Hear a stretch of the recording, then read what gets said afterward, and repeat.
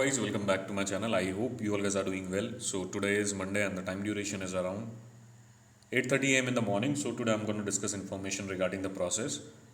इसमें प्रोसेस में क्या चल रहा है और इसके अलावा हर दिन आज से कोशिश करूंगा कि एक मॉर्निंग में वीडियो पोस्ट करूं ताकि अगर किसी के कुछ डाउट्स होते हैं वो कमेंट सेक्शन में अपने पुट अप कर दें और अगर मेरे पे आंसर होंगे तो मैं आपको प्रोवाइड कर दूंगा। अदरवाइज़ ऐसा होता है कि जैसे बहुत सारे क्वेश्चन ऐसे होते हैं जो कमेंट सेक्शन में मैं रिप्लाई नहीं कर सकता हूँ, लेंदी आंसर होते हैं उसके, और अगर आपको बताऊंगा इतना टाइम मेरे पे भी नहीं होता और इतना मैं एक्सप्लेन भी नहीं कर सकता हूँ। तो I do one thing, I post a video, अगर कुछ जो भी आपके डाउट्स वगैरह हैं वो क्लैरिफाई कर दूंगा। अपार्ट फ्रॉम दैट इसके बाद एक वीडियो और बनाऊंगा जिसमें आपको मैं प्रोसेस के बारे में बताऊंगा कि ड्रॉज के बारे में क्या सिस्टम रहता है, और जैसे अदर कैटेगरीज हैं, लोग नेशनल, अदर नेशनल डिपेंडेंट और अदर टाइप के लिए अप्लाई करते हैं, तो उसमें ऐसा होता है कि स्लॉट्स ओपन नहीं होते। अगर आप रजिस्ट्रेशन करने भी जाएंगे तो उसमें एक ऑप्शन आता है, all the slots are reserved right now. तो उस केस में ऐसा होता है कि आप पे रजिस्ट्रेशन करने का ऑप्शन नहीं आता। The other thing is work visa में अप्लाई करते हैं तो वर्क वीज़ा में तो खैर स्लॉट्स ऑलरेडी हर टाइम ओपन रहते हैं। मतलब I want to say that कि मतलब जैसे आप वर्क वीज़ा में चेक करेंगे तो रजिस्ट्रेशन करने का ऑप्शन 24/7 अवेलेबल रहता है और अदर कैटेगरीज में ऑप्शन अवेलेबल नहीं रहता है। जैसे स्टूडेंट वीज़ा की कैटेगरी देखते हैं तो उसमें बहुत सारे टाइम ऐसा रहता है कि all the slots are reserved आता है, उसमें रजिस्ट्रेशन करने का भी ऑप्शन नहीं आता। अपार्ट फ्रॉम दैट फिर वीज़ा एप्लीकेशन फॉर्म वाला जो प्रोसेस होता है उनको फॉलो करने का ऑप्शन नहीं आता। तो इसके बारे में भी आपको एक क्लैरिटी प्रोवाइड कर दूंगा। अभी जो क्वेश्चनिंग वगैरह है उसके बारे में आपको बता देता हूँ, what is happening right now. अगर किसी कुछ रिजेक्शन वगैरह आया, कोई शॉर्ट आंसर है, तो I provide the resolution right now. अगर जिसने भी क्वेश्चन वगैरह पूछे हैं तो आपके मैं क्वेरीज वगैरह यहाँ पे अभी क्लैरिफाई कर रहा हूँ। जैसे पहला क्वेश्चन है, सर ड्रॉप बहुत चला गया, all any one of my friend got refuse 10 number from Delhi sir, what he should do now, please comment reply. तो इस प्रोसेस में क्या करना है, अगर आपके पास 10 नंबर का रिफ्यूज़ल है, अगर देखें तो अप्रॉक्स जैसे अगर आप पूरी चेकलिस्ट देखोगे तो 8 नंबर का रिफ्यूज़ल होगा, that is intent to stay. इसकी मैंने एक वीडियो बनाई है। अगर जो आपका इंटेंशन है, उनको ऐसा लगता है कि अगर आप वहाँ पर जा रहे हैं तो एक साल के अंदर आप वहाँ पे लॉन्ग टर्म स्टे नहीं करेंगे, फिर या जैसे आपका वर्क वीज़ा खत्म हो जाता है आप वापस नहीं आएंगे, इंटेंशन वाला एक रिजेक्शन आता है। तो इसमें बहुत लोगों को मिलता है।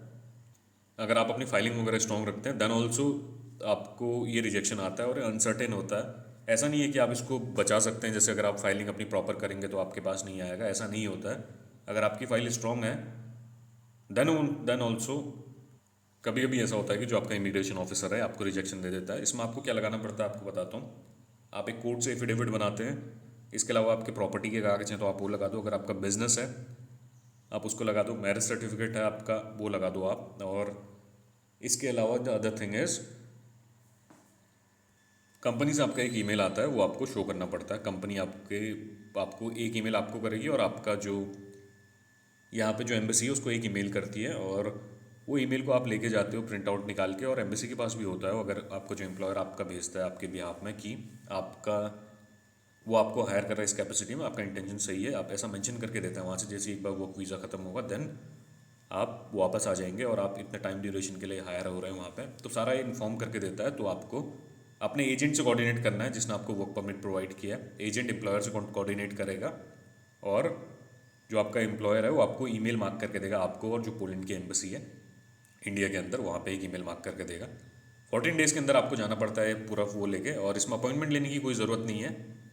बिना अपॉइंटमेंट के आप जा सकते हैं। जो आप पे पुरानी जो आपने सबमिशन करा उसकी स्लिप लेके आप वहाँ पे जाओगे, और जाने से पहले कुछ चीज़ देख लेना, जो आपकी डेट है जिस डेट में आप जा रहे हैं, एक बार कॉन्सुलर सेक्शन पे जाके आप चेक कर लेना कि उस डेट में एम्बेसी ओपन है नहीं है, कुछ हॉलीडे तो नहीं है, चीज़ का आप देख लें। Otherwise the other thing is time slot होता है 2 से 3, 3 से 4, आप एम्बेसी की वेबसाइट ओपन करते हो तो वहाँ पे आपको इन्फॉर्मेशन मिलती है, तो आप जो प्रीफर्ड टाइम होता है उसमें ही जाना।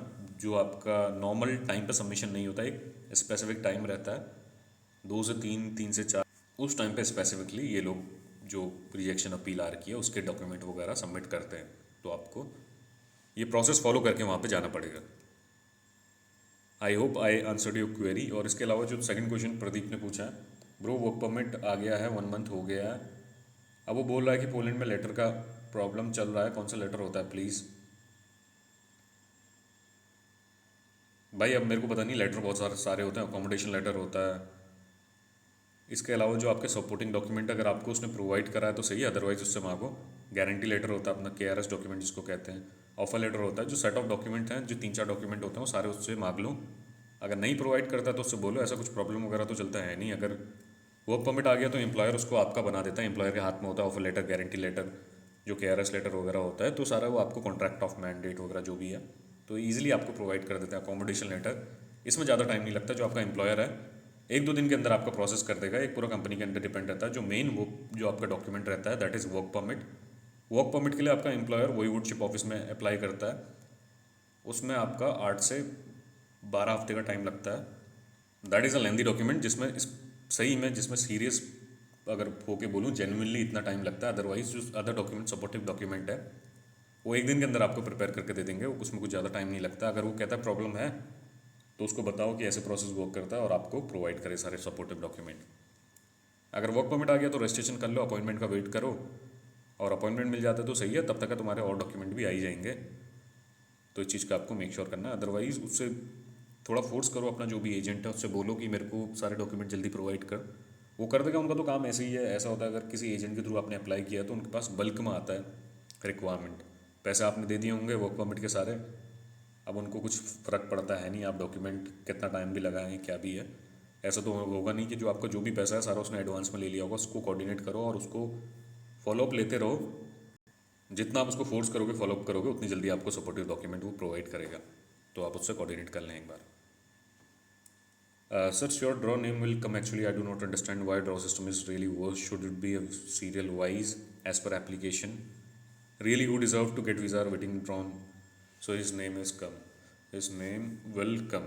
Yes, brother. A lot of people are facing the same problem. और होना तो वैसे ड्रॉ सिस्टम के सिस्टमेटिक ही होना चाहिए था। जैसे जिसका वर्क परमिट पहले आया तो उसको पहले अपॉइंटमेंट प्रोवाइड करनी थी। और पर ऐसे प्रोसेस वर्क नहीं कर रहा है। ऐसा अगर होता तो सही था। अदरवाइज ऐसा है जिसके पहले वर्क परमिट आए तो ज़्यादा प्रॉब्लम उनको है क्योंकि उनका सब जल्दी एक्सपायर हो जाएगा, सैलरी कम है।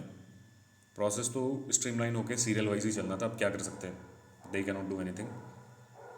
तो उनका प्रोसेस है, ऐसा कुछ नहीं कि सीरियल जब वर्क परमिट रिलीज़ हुआ है उसके बेसिस में अपॉइंटमेंट मिले, ऐसा कुछ प्रॉपर प्रोसेस नहीं चल रहा उनका। इलेक्ट्रॉनिक ड्रॉ है, किसी का भी नेम कभी भी आ सकता है, तो फिर आप भी कुछ नहीं कर सकते। And neither I can do anything from my and. Next question, sir, what are the visa restriction of Poland embassy in Pakistan? Please tell me.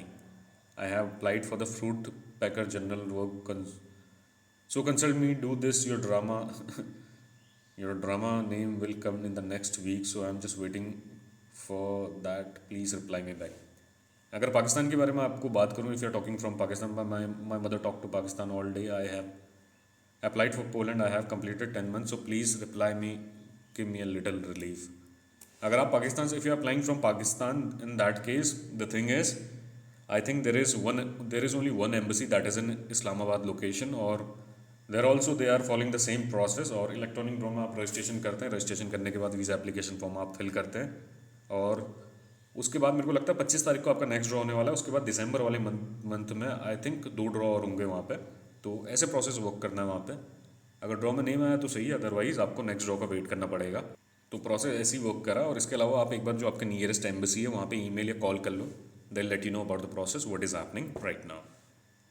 They can guide you better because I am in some other country, और मैं दूसरी country में हूँ तो मैं उतना आपको वहाँ का नहीं बता सकता हूँ। अगर आप जो पाकिस्तान के अंदर एम्बेसी के अंदर आप कॉल करोगे जो रिप्रेजेंटेटिव हैं आपके, they can let you know about the process what is happening right over the जो भी आपका प्रोसेस है उसके बारे में आपको बताएंगे। अदरवाइज वहाँ भी ड्रॉ सिस्टम है, आपको वेट ही करना पड़ेगा जितना मेरे को लगता है। I think there is no alternative way. और एक बार आप कस्टमर केयर में फ़ोन करो, they let you know about the entire process what is happening over that. I think I answered your query. Good morning brother, my Poland visa application form fully finished, fulfilling finish, but form number also this come. What this means, brother, tell me. So after filling the visa application form you will get one reference number. So जब भी आपका draw होगा तो उस reference number के through आपके पास एक email आएगा। जो आपका नंबर रेफरेंस नंबर आपको एक प्रोवाइड किया जाता है। जो ईमेल आता है उसमें भी एक रेफरेंस नंबर होता है। जो रेफरेंस नंबर है आपका जो एप्लीकेशन है, एक पर्टिकुलर आप वीज़ा एप्लीकेशन फॉर्म फिल करते हैं तो उसको एड्रेस करने के लिए एक नंबर मिलता है, दैट इज़ दिस। जो आपको पास व्हाट मीन्स जो आपने मेंशन करा है ना, what means this 602240, this is the reference number. ये हर इंडिविजुअल को एक स्पेसिफिक नंबर मिलता है जैसे आप वीज़ा एप्लीकेशन फॉर्म फिल करते हैं, दैट इज़ इट। और जैसे ही आप फिल करोगे वीज़ा एप्लीकेशन फॉर्म तो आपके पास तभी आया होगा। इससे आपका ऐसा होगा कि जो आपकी एप्लीकेशन ऐसा होता है कि स्पेसिफिक एप्लीकेशन जो आपके ड्रॉ आता है, ड्रॉ में इस नंबर के अंदर आपका एप्लीकेशन एड्रेस होगी कि ये जो आपका रेफरेंस नंबर आपको प्रोवाइड किया है ये आपकी जो पर्टिकुलर वीज़ा एप्लीकेशन फॉर्म का है, नथिंग एल्स। आप ऐसा करो, जो अब नेक्स्ट ड्रॉ होगा तो उसमें आपको वेट करना पड़ेगा। जैसे आप जो नेक्स्ट ड्रॉ होगा तो उसमें आपको जो ईमेल आएगा उसमें भी ये नंबर मेंशन होगा, और अपॉइंटमेंट फिल करने जाओगे तो वीज़ा एप्लीकेशन फॉर्म जो आपकी सबमिट होगी तो ये नंबर पर जो आपका एप्लीकेशन सीरियल नंबर है, that that is the reference number, तो ये आपका उसके साथ अटैच होगा जब आपकी वीज़ा एप्लीकेशन फाइल सबमिट होगी।